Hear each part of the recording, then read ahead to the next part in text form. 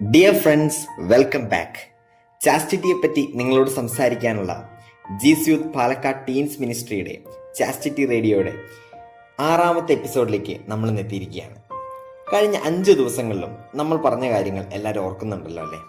ഇന്നലെ നമ്മൾ പറഞ്ഞ കാര്യത്തിൻ്റെ തുടർച്ചയായിട്ടുള്ളൊരു കാര്യമാണ് ഇന്ന് നമ്മൾ സംസാരിക്കാനായിട്ട് പോകുന്നത്. ഇന്നലെ നമ്മൾ സ്നേഹിക്കാനായിട്ടുള്ള ദൈവത്തിൻ്റെ വിളിയെപ്പറ്റി കേട്ടു. ഇന്ന് നമുക്ക് സ്നേഹത്തെ പറ്റി കേൾക്കാം, സ്നേഹിക്കുന്നതിനെ പറ്റി കേൾക്കാം. What is love? പലപ്പോഴും നമ്മൾ സ്നേഹത്തെ യഥാർത്ഥത്തിൽ മനസ്സിലാക്കുന്നില്ല. അതിനാലാണ് പലപ്പോഴും അത് വികലമായിട്ട് ചിത്രീകരിക്കപ്പെടുന്നത്. വിശുദ്ധ തോമസ് അക്വീനാസ് നമ്മളെ പഠിപ്പിക്കും, മറ്റൊരാളുടെ നന്മ കാംക്ഷിക്കലാണ് സ്നേഹം. To love is to will the good of another. ഇനി യുകാറ്റിന്റെ നമ്പർ 402 സഭ നമ്മളെ ഇങ്ങനെ പഠിപ്പിക്കും, ഹൃദയത്തിന്റെ സ്വതന്ത്രമായ ആത്മദാനമാണ് സ്നേഹം. ഈശോ തന്നെയാണ് സ്നേഹത്തിന്റെ ഏറ്റവും വലിയ വ്യാഖ്യാനവും മാതൃകയും നൽകുന്നത്. സ്നേഹിതർക്ക് വേണ്ടി ജീവൻ അർപ്പിക്കുന്നതിനേക്കാൾ വലിയ സ്നേഹമില്ല. യോഹന്നാന്റെ സുവിശേഷം 15-ാം അധ്യായത്തിലാണ് നമ്മളിത് കാണുന്നത്. ദൈവം തന്നെയാണ് നമ്മളെ അളവുകളില്ലാതെ സ്നേഹിച്ചതും സ്നേഹത്തിന്റെ ഏറ്റവും മൂർത്തഭാവമായി, ഏറ്റവും വലിയ പ്രകടനമായി മനുഷ്യരായ നമ്മൾക്ക് വേണ്ടി തന്റെ ഏകജാതനെ നമുക്ക് നൽകിയതും. വിശുദ്ധ യോഹന്നാൻ 3-ാം അധ്യായം 16-ാം വാക്യത്തിൽ നമ്മൾ ഇങ്ങനെ വായിക്കും, തന്റെ ഏകജാതനെ നൽകാൻ തക്ക വിധം ദൈവം ലോകത്തെ അത്രമാത്രം സ്നേഹിച്ചു. ഇന്നത്തെ ലോകം നമ്മുടെ മുമ്പിൽ അവതരിപ്പിക്കുന്ന പോലെ സ്നേഹം വെറും ഒരു വികാരം മാത്രമല്ല, അതിനുമപ്പുറം ദൈവത്തിന്റെ വലിയ ദാനവും ദൈവം തന്നെയുമാണ്. നമ്മൾ ഇടയ്ക്കിടെ പാടുന്ന ദിവ്യകാരുണ്യ സ്വീകരണ ഗാനത്തിലെ വരികൾ ഇപ്പോൾ ഓർക്കുന്നത് ഉചിതമായിരിക്കും.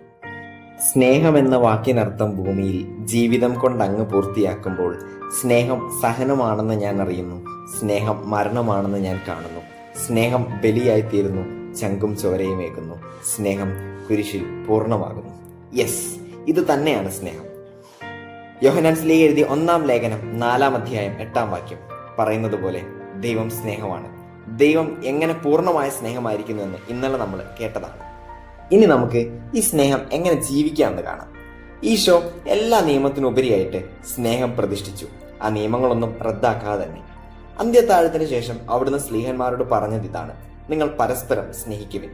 വിശുദ്ധ മർക്കോസ് എഴുതിയ സുവിശേഷം 12-ാം അധ്യായം 30-31 വാക്യങ്ങളിൽ ഇങ്ങനെയാണ് ഈശോ നമ്മളെ പഠിപ്പിക്കുന്നത്, നീ നിന്റെ ദൈവമായ കർത്താവിനെ പൂർണ്ണ ഹൃദയത്തോടും പൂർണ്ണ ആത്മാവോടും പൂർണ്ണ മനസ്സോടും പൂർണ്ണ ശക്തിയോടും കൂടെ സ്നേഹിക്കുക, നിന്നെപ്പോലെ തന്നെ നിന്റെ അയൽക്കാരനെയും സ്നേഹിക്കുക.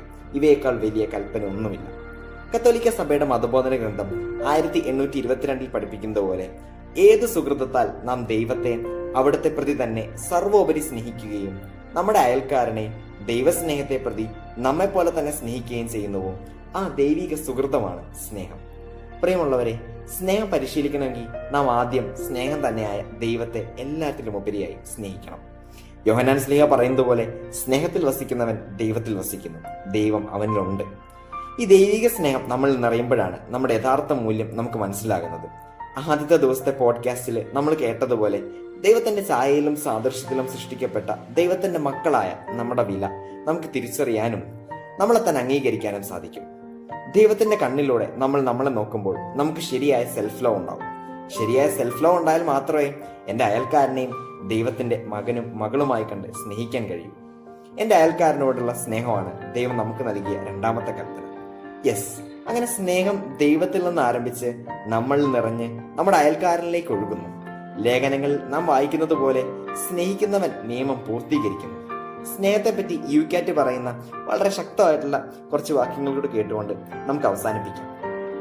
ആദ്യം നമ്മെ സ്നേഹിച്ച ദൈവത്തിന് അവിടുത്തോട് ഐക്യപ്പെടുത്തുന്നതിന് വേണ്ടി നമ്മെ തന്നെ സമർപ്പിക്കാനും നാം നമ്മെ തന്നെ സ്വീകരിക്കുന്നത് പോലെ വ്യവസ്ഥാതീതമായും ആത്മാർത്ഥമായും ദൈവത്തെ പ്രതി നമ്മുടെ അയൽക്കാരനെ സ്നേഹിക്കാനും കഴിവ് നൽകുന്ന ശക്തിയാണ് സ്നേഹം.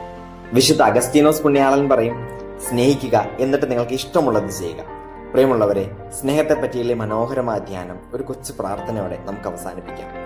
നമുക്ക് പരസ്പരം ആത്മാർത്ഥമായിട്ട് സ്നേഹിക്കാനായിട്ട്, ദൈവത്തെ എല്ലാറ്റിലും ഉപരിയായിട്ട് സ്നേഹിക്കാനായിട്ട്, നമ്മുടെ സഹോദരങ്ങളെ സ്നേഹിക്കാനായിട്ട് നമുക്ക് പഠിക്കാം. നമുക്ക് പ്രാർത്ഥിക്കാം. സ്നേഹം തന്നെയായ ദൈവമേ, എല്ലാറ്റിലും ഉപരിയായി അങ്ങയെയും എന്നെപ്പോലെ എൻ്റെ അയൽക്കാരനെയും സ്നേഹിക്കാൻ എന്നെ പഠിപ്പിക്കണമേ. മറ്റുള്ളവരുടെ നന്മ ആഗ്രഹിക്കാനും സ്നേഹത്തിനായുള്ള ത്യാഗങ്ങൾ വഹിക്കാനും ഞങ്ങളെ ശക്തരാക്കണമേ. ആമേൻ. Thank you and see you tomorrow. ഈ പോഡ്കാസ്റ്റ് എല്ലാവരിലേക്ക് എത്തിക്കാൻ നിങ്ങൾ കാര്യമായി ശ്രമിക്കുന്നുണ്ടെന്ന് ഞാൻ വിശ്വസിക്കുകയാണ് കേട്ടോ.